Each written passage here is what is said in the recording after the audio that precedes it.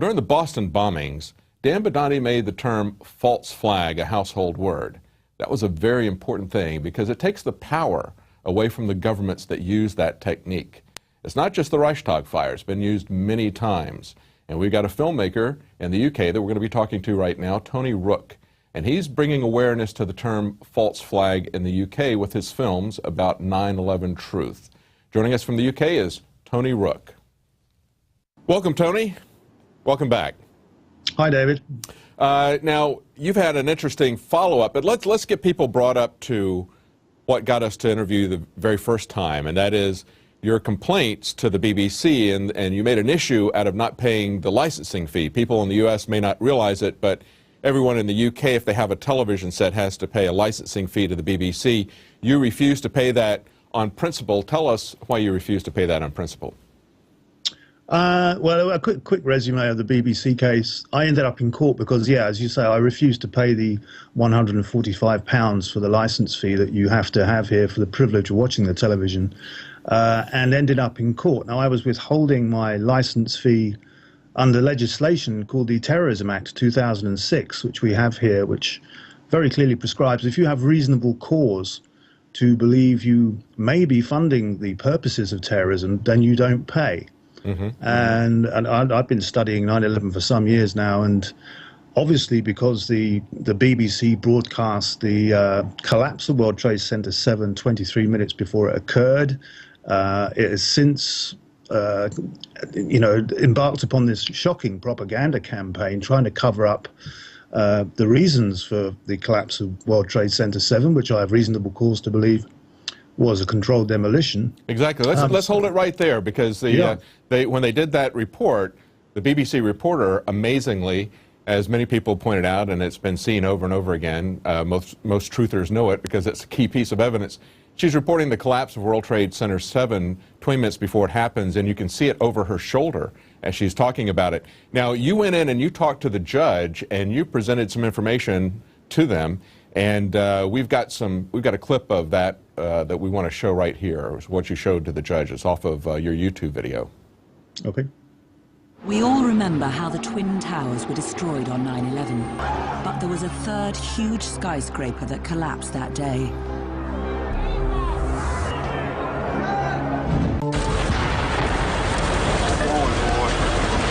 Keep your eye on that building as they coming down. The building is about to blow up. Moving back. Keep your eye on that building as they coming down, sir.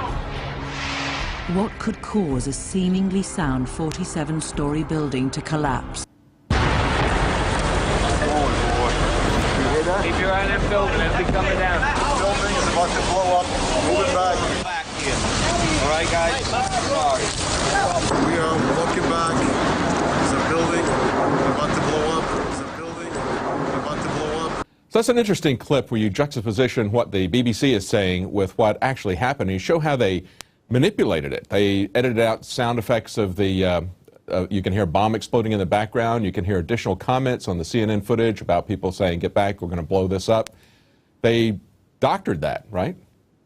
Yeah, I mean, the nicest thing you could say about it was that it was very careful editing. I'd call it propaganda by omission. Yeah, well, it wasn't even cutting stuff. I mean, it was taking out sounds. You're taking out an explosion sound that's in the background.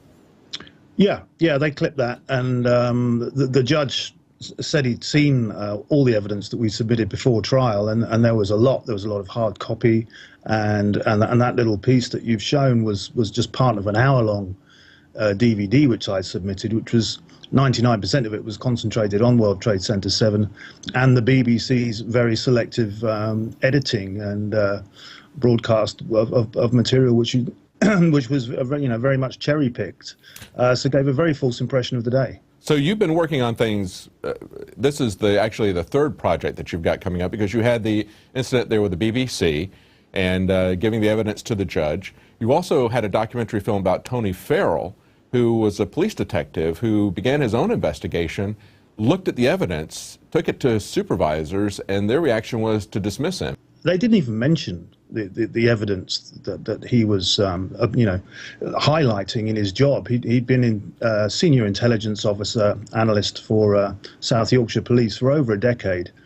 and had come to the opinion that 9/11 just simply wasn't as advertised, and the same for the London bombings, for that matter.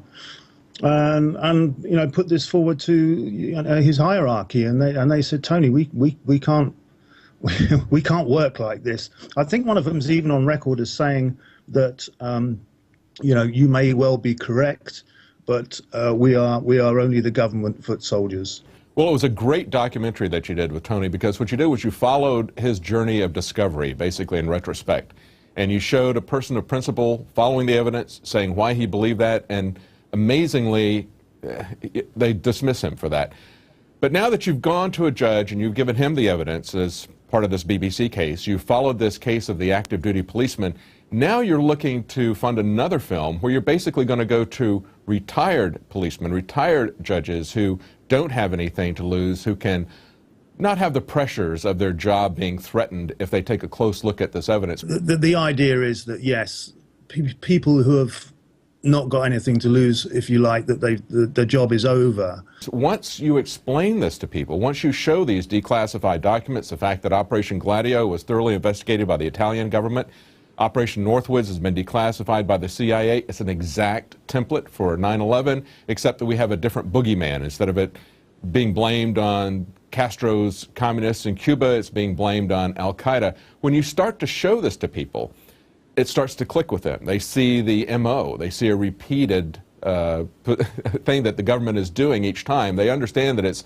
false flags are not just the Reichstag fire. And you went in and talked to a police chief, is that correct? A district commander. Yeah, amazingly, I got a phone call a couple of months ago, David, and it was a police officer from my local station. I submitted some hard copy evidence to my local police before the BBC trial, which I wanted them to follow up. Obviously, it's their job. And he rang me up to tell me that I could have it back. And I said, well, I don't want it back. I want you to act on it. And to cut a very long story short, we ended up getting into a conversation, funnily enough, on Operation Northwoods. And I said, have you heard of it? He said, no, I've not heard of it. And I said, well, I think that's, I didn't want to be rude, but I said, I think you should have heard of it, being a police officer, because it demonstrates that, you know, the governments, the American government has previous, as we call it, and they should have been investigated immediately after 9/11, and the same with Operation Gladio in Europe. And he was quite shocked. And right. About an hour later, he called me back and told me that I had an interview with with the local district commander. Now, whether or not this was directly related to that, I know that Matt Campbell, who's on board with the film Incontrovertible, he's going to be the main protagonist. Matt lost his brother in the World Trade Center. He's also been pestering our local police force. And you said he just got back the coroner's report after 12 years. He just got the coroner's report from the U.S. Yeah, Matt's just got some materials back on his brother, and I've seen the photographs, and I don't want to get too detailed on it, right. But it certainly seems consistent with some explosives going off. So I want to talk about your film here, Incontrovertible, that's coming up. You're trying to get funding for it, and of course some traditional venues that people go to get crowdfunding, they don't want to have anything to do with the 9/11 investigation. So I want to make sure that people have your website, killingantifilms.co.uk. And just to explain that to audiences in the U.S., Auntie or Auntie is a nickname for the BBC. So that's AUNTIE, killingantifilms.co.uk. They can help to fund the film that you're trying to get, and you're trying to do a court appearance, essentially, right? It's kind of a court trial with these judges and police officers. Yeah, we're gonna get a dozen together for obvious reasons. That's the number everyone identifies with. A jury, police officers, clergy, some former soldiers and sailors. You know, people who have law enforcers, if you like. The clergy being moral law enforcers, the soldiers being military enforcers, and of course the police. And show them this stuff and have it on camera. I want to see their reactions to this. And then once we've got them, then take it to serving officers.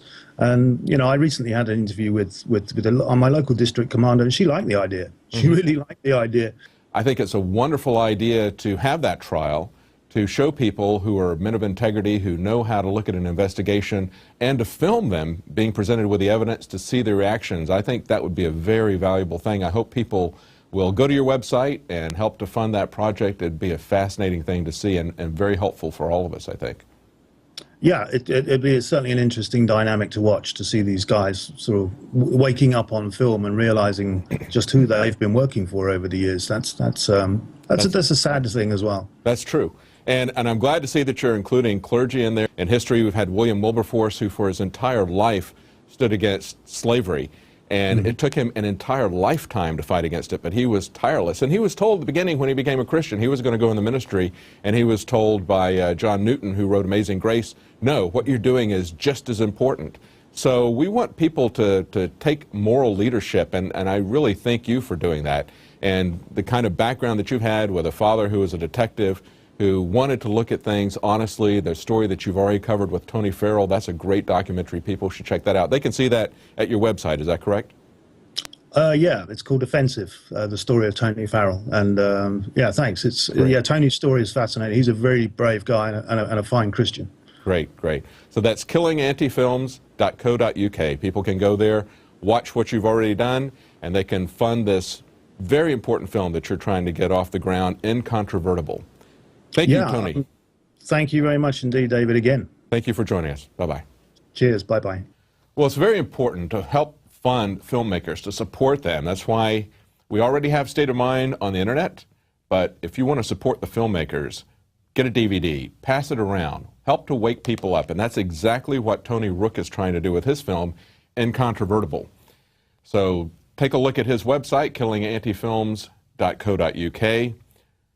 Support him in this effort, and support us in our effort to wake people up at Prison Planet TV. You can become a subscriber, and up to 10 other people that you give the password to can watch at the same time.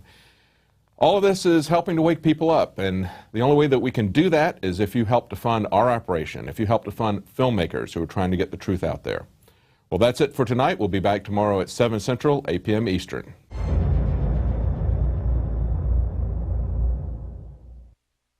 Now you can watch The Alex Jones Show live as it happens at Infowars.com/show. You'll find links to all of our content there and a free 15-day trial for Prison Planet TV. More than 60 movies and documentaries all in one place at Infowars.com/show.